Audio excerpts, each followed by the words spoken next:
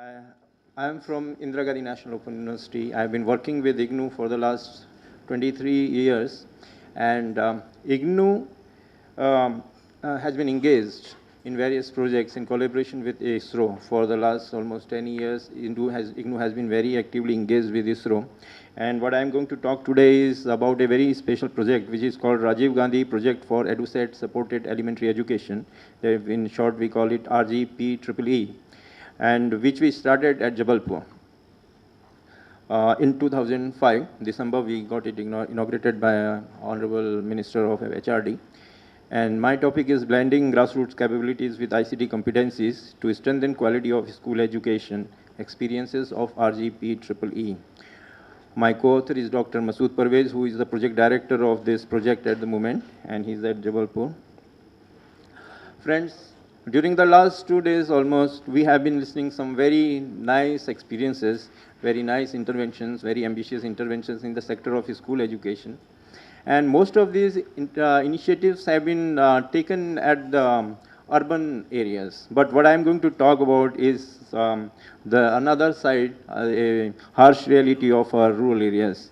The two major issues which actually motivated IGNU to start this project was the first is the weak infrastructural base of school education. And second is the poor availability of trained teachers in remote locations. These are the two major areas which the project tries to address to. And this project was started in collaboration with ISRO, MHRD, and the state governments of Hindi-speaking states. And Jabalpur was taken as the main focal point for this, from where actually a hub was created and the programs started. Friends, these two major factors, that is a weak infrastructural base of school education in rural areas. I have given some data here which you can see that we have single classroom schools. 10.34% schools in India, Indian rural areas they are single classroom schools. That is a all India base, but in all India figure, but the actual figures in some of the states are surprisingly very high than this. School without building. So you can understand 2.38% of such schools are without building. Schools with electricity connection are only 38.98%. The schools where the electricity connection is there. Computer facility 16.65%. Schools having blackboard on ground is 55.94%. And then about the availability of trained teachers. The single teacher schools are 12.26%. Professionally trained full-time teachers are 77.02% only. And then professionally trained contractual teachers, which constitute a sizable number of rural teachers in India, school teachers, 44.04% are untrained. Teachers who received in-service training, 35.03% only. So both of these factors have been the major contributing factor for the huge dropout rates in school education, poor attendance, and low learning outcomes.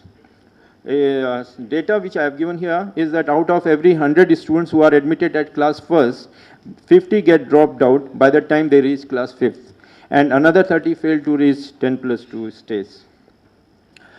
So core idea of this project was that university wanted to do something, provide a kind of acceptable solution by way of using the ICT for the serious lack of teachers in rural areas, add value to the educational delivery, and make the teaching interesting for the target group. That was one of the reason why this project was started. And second is to ensure that available teachers are well capacitated to do their job, feel psychologically involved in their work, and there is conducive atmosphere for them to realize their competencies. And the third is that the user-led mechanism for content generation. A content which was what we thought initially was that the end user has to actively participate in the entire process, and end user has to be as the focus of the entire content generation process. Now question is how we delivered the content. We tried to create a very simple thing, that is we created a hub from at Jabalpur where state-of-art studios were established, and a telecast system was established by way of using EduSat satellite.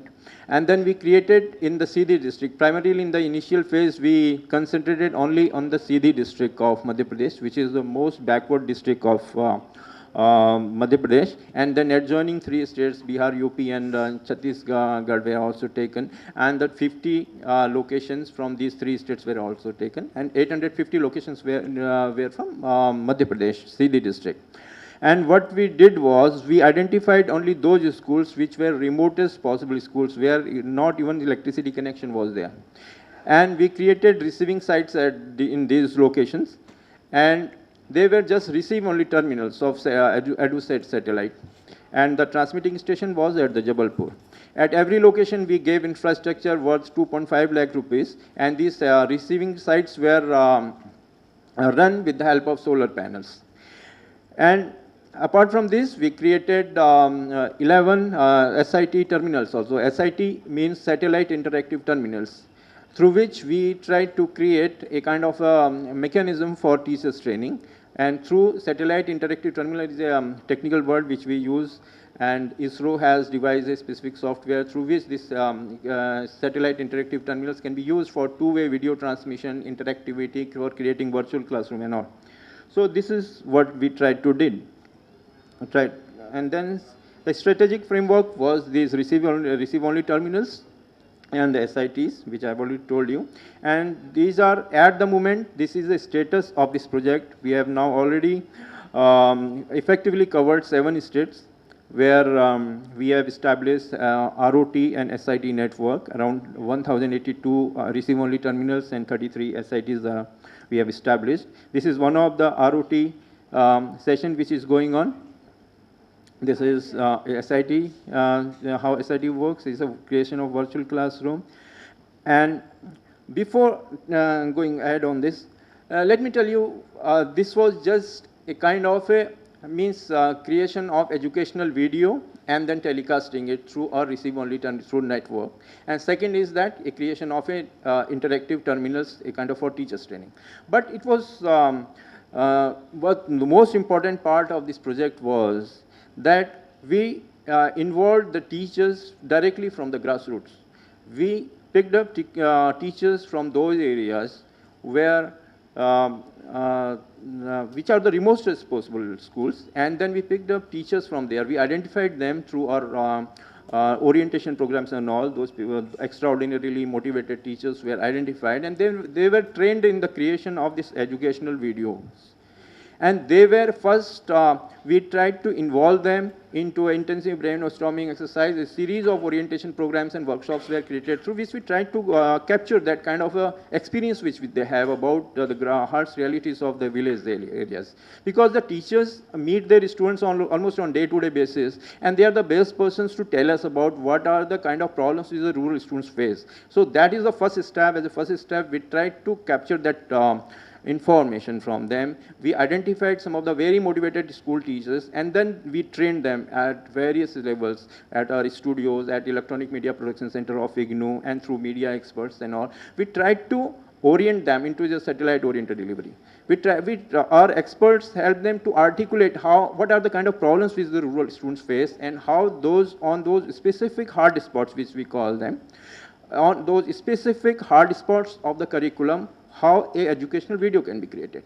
So this was a very important part of the entire project, in which we identified the teachers, oriented them into the whole system of ICT-oriented system, and then we tried to capture about that wisdom which they have got, and the tacit knowledge which they have got. And then accordingly we identified hard spots. As on date, 1,257 such hard spots we have identified. It is a very intensive exercise through which we actually identify these hard spots, and then we orient the teachers.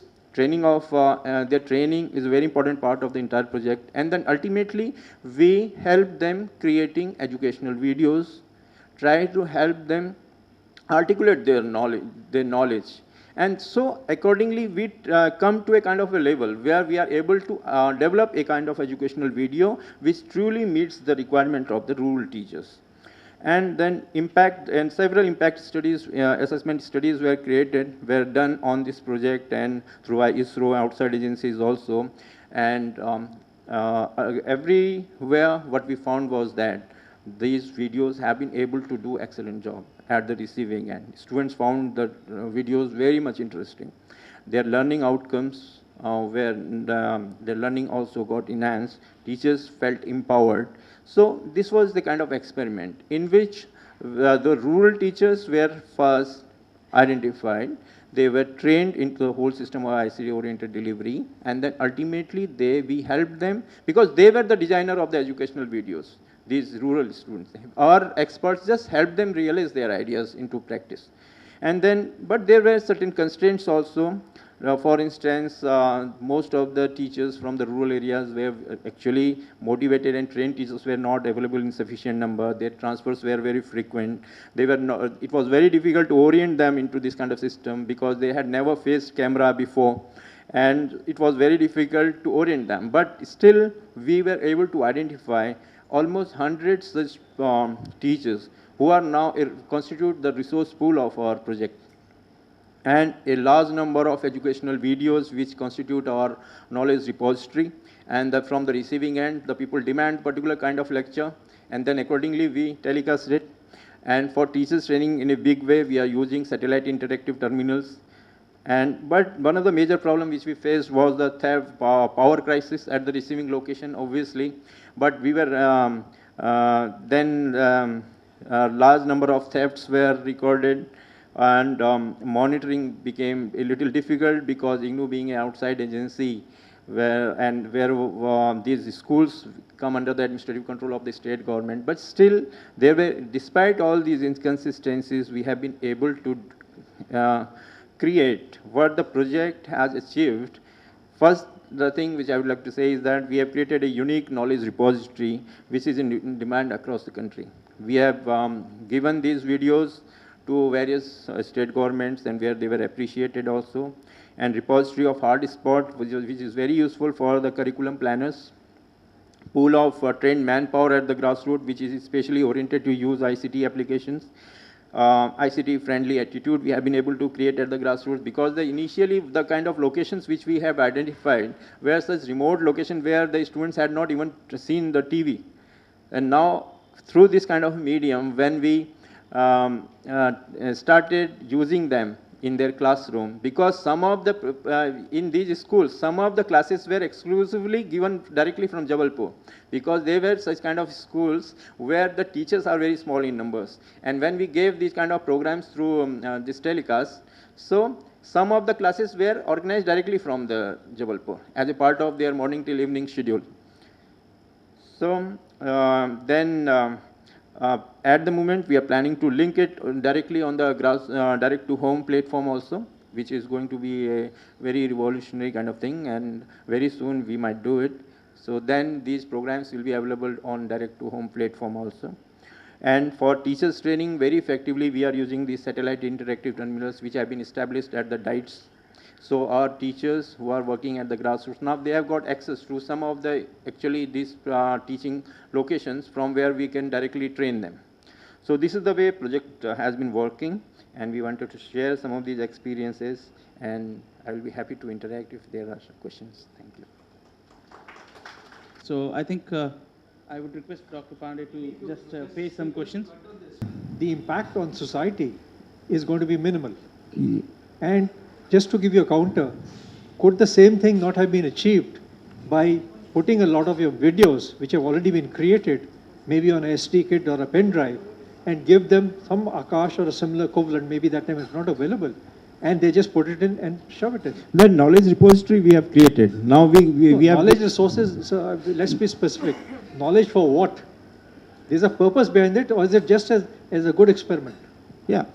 Actually, the videos which we have created were on selected hard spots. They were as a part of their curriculum planning, because we did, the state governments were very actively involved in this. The students used to see these lessons as a part of their morning till evening as a classroom schedule, because in some of the locations, teachers were not sufficient in number. Say, for instance, in a particular location, the English teacher is not available. So obviously, when this particular input is given through Jabalpur, through telecast, they will get at least something. On selected hard topics, they will get certain information, added information. That was the whole idea of how this kind of a medium can be used to compensate for the lack of academic expertise at the grassroots. How the learning can be made interesting for the target group. So it is not a complete solution, but it was just a supplementary input for the already those locations where the teachers are not available. We'll probably discuss it offline, but I only wanted to bring to everybody's attention that technology is a means to an end. Yeah. If you have the wrong end in mind, definitely it'll go wrong, even if you have the right technology. Probably when RGPE started, probably it was around 4 or 5 years back. And It is available practically everywhere. Yes. Every panchayat is supposed to have a fiber link available. Yes. You talk about fiber link, it's got megabits of capacity. And you talk about VSAT connection, maybe about 500 kilobits per second. Right. I mean, and at a very expensive cost. And it anyway still needs power to run, and you don't have the power. Yeah. In fact, in one of the UNESCO's education summit on ICTs, I had deliberated this particular point, that in rural areas and the areas having tribal populations, we still don't have the electricity. We still don't have the basic minimum requirement for having a sustained life, for achieving, what we call as basic necessities of the life. So where the conditions are like this, probably to think of having a ICT-based approach for the education is a challenge. And when such challenges come, the point which you raised very pertinently applies to these areas under RGPE. And RGPE, as far as RGPE in Jabalpur is concerned, with around 1,058 centers?